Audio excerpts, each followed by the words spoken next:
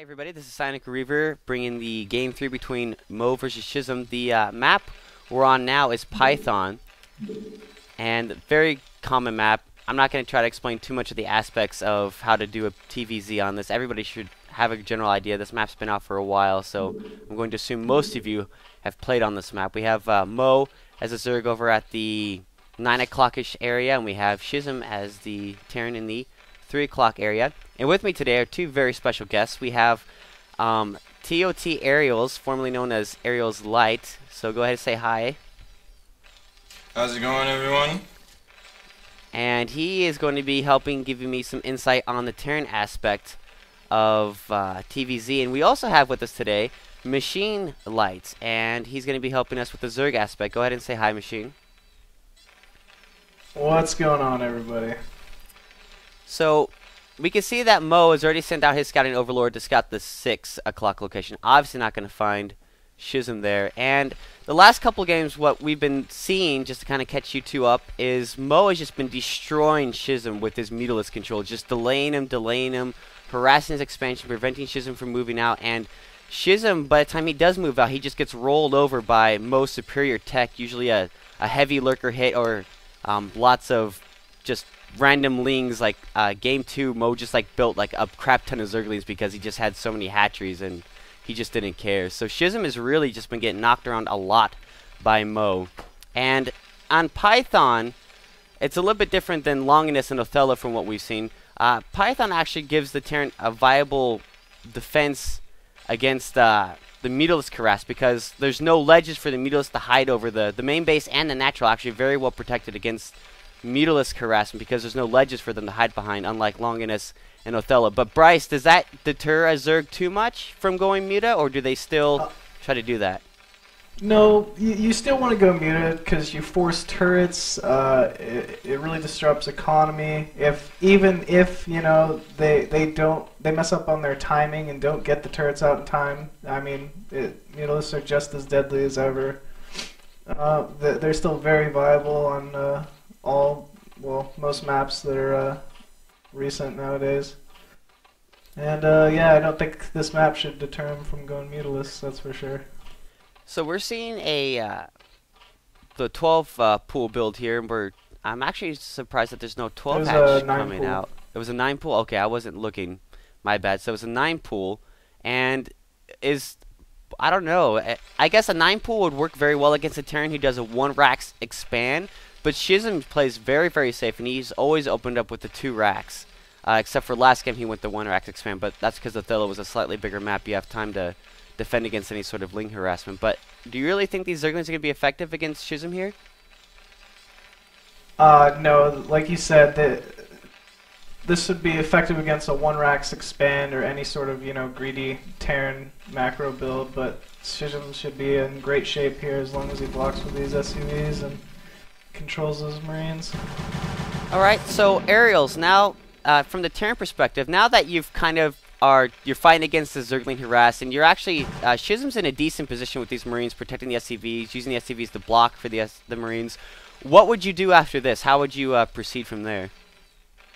Well, if Schism can get a scouting SCV out, which he has, if he wanted to, if he fends these Zerglings off, he can just go for a timing rush before the hatchery finishes at the expansion. And he could just run him over with a few SCVs and a bunch of Marines. Or he can just safely expand, considering that Mo has cut his economy to go for a rush. So he's behind now. So if Schism wanted to go for an expansion, it should be okay. So either option would work pretty good. The rush would be kind of all-in-ish. If in case it fails, it would set him back. So I'd probably go with the expansion right now, considering it's cross-map, and it'll take a while for him to do it. And wow, we can see Mo actually trying to move in with the Zerglings there. I think that was a big mistake trying to move in. Those SCVs pulled off the mineral line very quickly, able to block a lot of those lings. About 2, maybe 3 Marines were picked off, and Mo has had his Zergling force significantly cut back, and he's not going to be able to prevent, like you said, Aerials, Schism from moving out and doing a timing rush if he decides to do that. I think, and we see the Academy going up, so do you think Schism's going to go for that push, or do you think he's just getting the Academy for Stem? He doesn't really even need Stem to push those Zerglings out of his natural to take that, so it looks like he might be going for that timing push. What do you think? Yeah, if anything, he's just trying to apply pressure. Like I think he would do this build anyways, even if Mo wasn't going for a Zergling rush. It's just to apply pressure, expand safely, have M before any tech comes out. So it's just a really, really safe build, and that's just basically how Schism plays. Okay, but he definitely does have the Marine Force to push those Zerglings out of his natural if he wanted to expand. Yeah, definitely. And so now Mo, in a little bit of trouble. He still has no layer. He's going for a third hatchery in his natural. Do you think, Bryce, he's not even mining gas. Is he just going to go for a lot of Zerglings and just wait for Schism to move out and just overwhelm him that way? Like, what is... I'm kind of confused as to what Mo's game plan is right now. Yeah, well, he took a huge risk in going that, 9 pool speed. Even, if it was an overpool speed, it would have been a lot easier to come back from, but he's significantly behind at the moment. Right now, he's just trying to drone up, get his econ back to where, it would possibly be, and he knows that if he were to tech the layer right now, he would have no economy, and this counter would have definitely killed him. He knew it was coming. Well, this counter looks like it just might kill him. We see the creep colonies going down. One already finished, but nothing turned into Sunkens. And it looks like Mo not even producing Zerglings. He used all of his larvae for drones. And now one Sunken finally going down. A second Sunken. Do you think these Marines might be able to make it in time, Aerials, to do a lot of damage? Or is he just applying pressure? Yeah, sorry. I think he's just going to wait. I don't think he's going to try to do anything funny. 2 Sunkens are up right now. He can't break that with the Zerglings as well.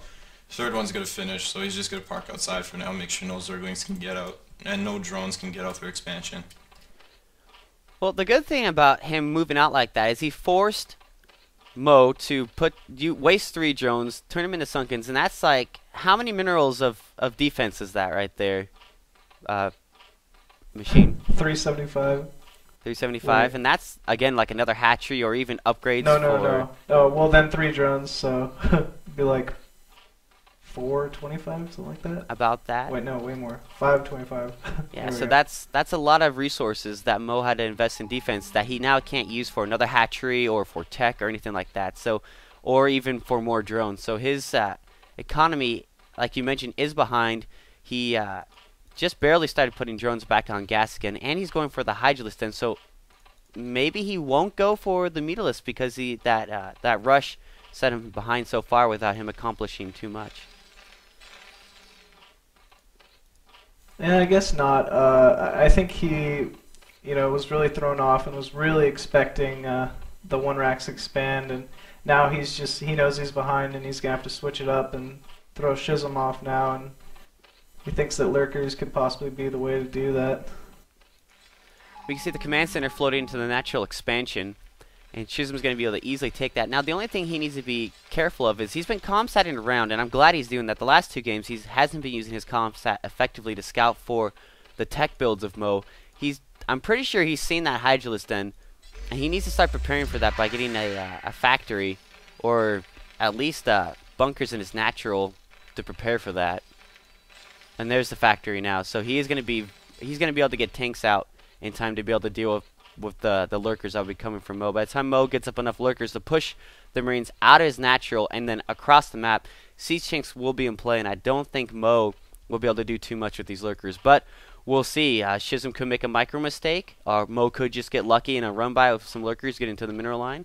We'll just have to wait and find out. So now, what would be a Terran game plan from here, Aerials? Just get your expo up, just make sure that lurker harass doesn't hurt you, and then where would you go from there?